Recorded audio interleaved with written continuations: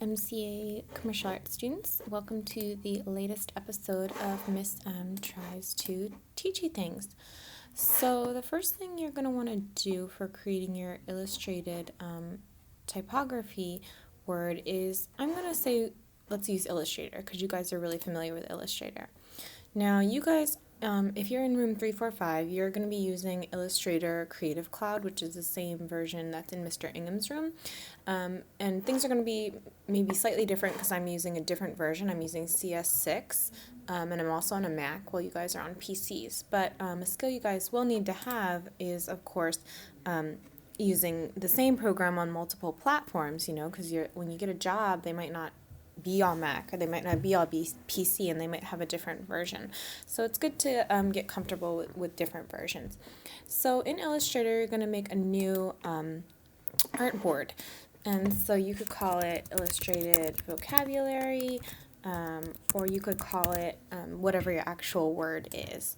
Okay, we only need one artboard for this job versus multiple pages. It's basically a one-page job.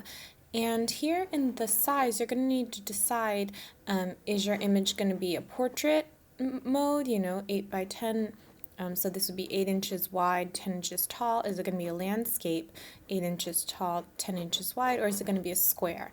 So I'm going to make a square for mine because I think that will work better for just this tutorial. Color mode, you can leave it at CMYK and make sure the raster effects is at high.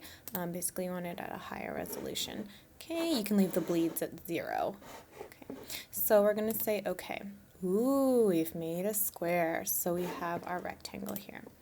Now, I like to have my layers window up so I can see that. If you don't have that up, make sure you go up to window and then make sure layers is checked off. Okay, so I like to see my layers, and then I also want to, since we're using type here, I like to have my type panel. So I'm going to go to character. Some of this might be a little redundant to what Mr. Ingham has taught you, but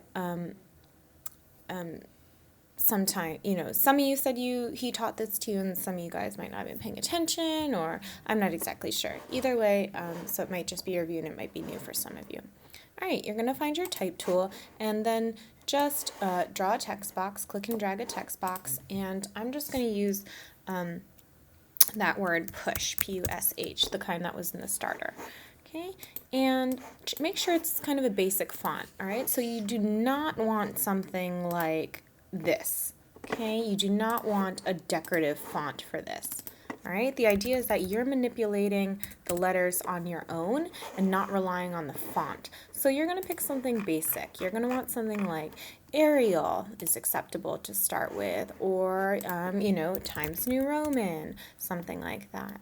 I listed on the handout in Google Classroom some suggested fonts for you to start with. So Times New Roman, Helvetica, Arial is acceptable. Kind of just a really basic sans serif or serif. I would suggest a sans serif like Helvetica or Arial. So let's go with Helvetica. It's kind of a classic, and let's make the size, I'm just going to do 200 to start. Okay, but get the size where you want it at first, and it looks like that little red box down there means it's, what I've chosen is too big for this box, like it's not even going to fit. Okay, there we go. Alright, so I want that to fit, and in my type tool, just a couple things. Actually, I'm going to type pull down here as well. I'm just going to go over a couple things that you may or may not already know about type. Okay, so, and the type panel, the character panel, excuse me. So we all know font size, right? Font is just sort of the general size, and we all know here's the exact font. So Helvetica, and then regular versus bold, which is kind of, you know what bold is, versus like light. Okay, you see how it just gets a little thinner and thicker. So you can mess with those.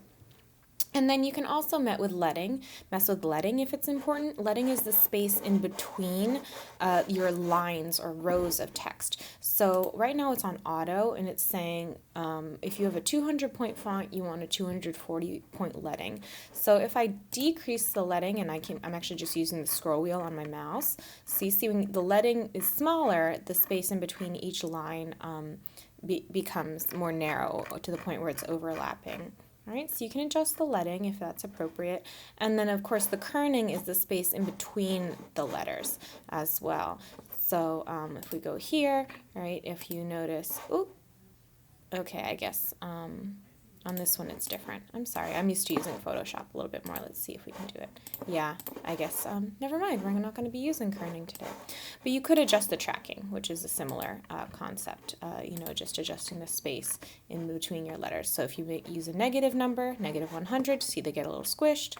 And then if you make a more positive number, it extends the space out.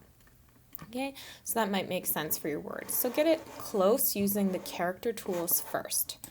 All right, then we are going to, instead of treating it like editable types, so if you go to your layer panel, see this is a type layer right now. Actually, it's not really telling you that. I'm sorry.